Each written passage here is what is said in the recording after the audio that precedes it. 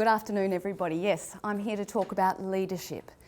We've had a lot of discussions about leadership over the last couple of months, and I bet many of you are sick to death of talking about Gillard and Rudd and Tony Abbott and everybody else, and talking about leaders just about the personalities and the people. Likewise, there's been a lot of studies that have been done about organisational management and what's going wrong in some organisations, for example, the Essendon Football Club and perhaps the big businesses like Exxon. But my area is education, and I think the discussion about leadership is so crucial in this area because what's important and different about the education sector is that what we do in our schools and in our early childhood centres and in our university is we model practice to the future generations. And so the leadership structures that we have in education are teaching our future society how to be into the future. So my research was looking at two different cohorts, leaders from China, schools in China, and leaders also in Australia. And I wanted to know, is there similarities and differences in the organisational leadership structures in those sorts of education sectors? Now, I'm using these four doors to bring you into the idea of a spectrum of leadership styles. Over here in this door, if you're going to have a leadership in a school and you open this door, it's very much the traditional, like the military. It's hierarchical, it's usually a man on top, and it is the position where that is one person who makes all of the leaders in the school. As you go down the doors, we're getting to a more distributed style of leadership. We're sharing the leadership. It's not just one person. It might be more people within the school or the educational organisation who make the final decisions. And that's how I define leadership. Who makes the final decisions in schools? That's the first research question that I asked. What we found out is that in Australia, in this pilot case study, is that who makes the decisions in schools is just one person at the top of a hierarchy.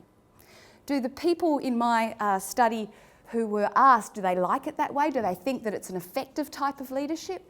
The answer was no. What they want to see is more people involved in the decision making, making those final decisions. As for China, what did we see? Well, China actually has a more distributed leadership structure than we have here in Australia. And we were finding in the case study that in fact it is most common in China to have a team of leadership making the final decisions. Were the Chinese happy about that? A little more so than what my Australian participants were saying.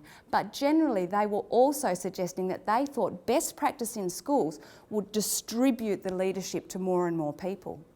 Now, the second research question that I asked, it's not just about who makes the final decision, but it's actually, I think the key question is how do they make that final decision?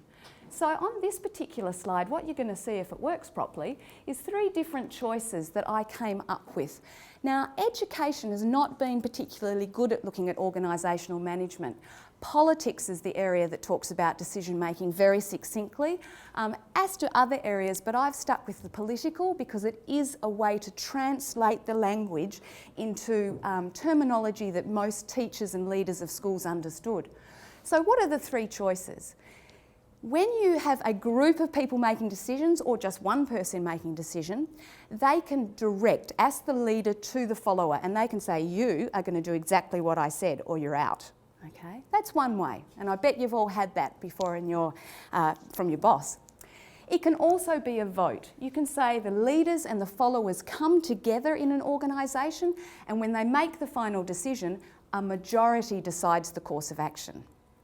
The final way of doing it is to build a consensus. It certainly takes quite a bit of time to build a consensus so that you have unanimity of a decision, and that action everybody is bound to. Okay? What did my research find out?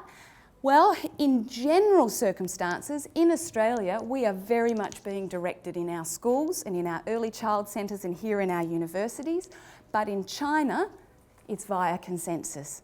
Not too sure why. We also asked, what about if you look at different situations? What about a crisis situation when somebody dies in a school? What about when it's money and the ethical issues that come along? Or what about something about changing a motto of a school? Does this change the way who decides in a school and what sort of decisions are going to be made? Yes, it does to an extent, but over and again in both China and Australia, we are finding out that they are staying with the hierarchy. We start with hierarchy, we shouldn't be there, we need to move over to networking in our organisations. Thank you very much.